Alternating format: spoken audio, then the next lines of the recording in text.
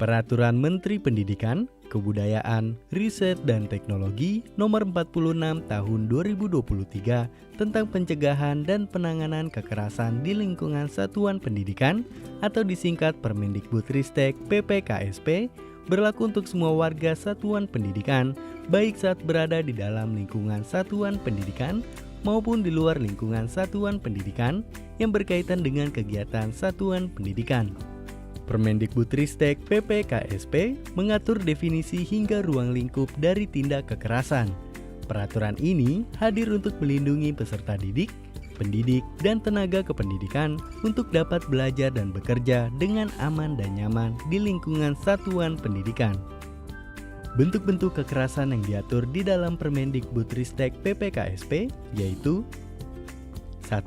Kekerasan fisik, 2. Kekerasan psikis, 3. Perundungan, 4. Kekerasan seksual, 5.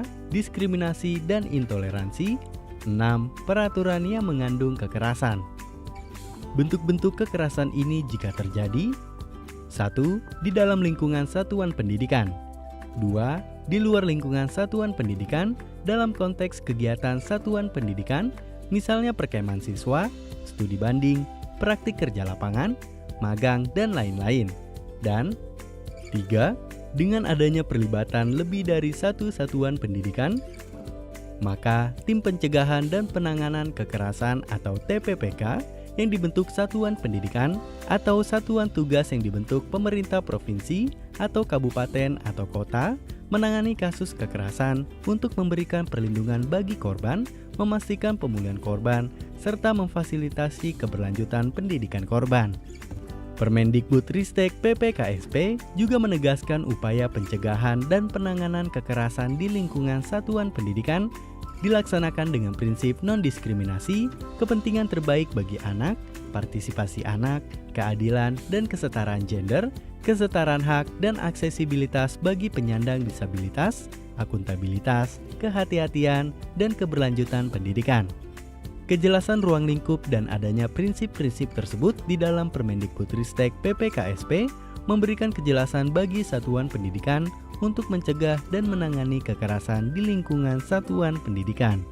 Pencegahan dan penanganan kekerasan di satuan pendidikan menjadi tanggung jawab semua pihak yaitu peserta didik, pendidik, tenaga kependidikan, komite sekolah, dan orang tua atau wali. Untuk mendukung implementasi PPKSP, semua pihak perlu mendukung aksi-aksi berikut. 1. Satuan pendidikan perlu segera membentuk Tim Pencegahan dan Penanganan Kekerasan atau TPPK dan pemerintah provinsi atau kabupaten atau kota membentuk satuan tugas atau satgas sebagai tim yang langsung menangani kekerasan di lingkungan satuan pendidikan. 2. Pendidik, tenaga kependidikan, peserta didik, komite sekolah, dan orang tua atau wali perlu terlibat aktif untuk ikut mengawal dan memantau apakah satuan pendidikan, pemerintah daerah, dan Kemendikbudristek menjalankan tindakan PPKSP dengan baik. 3.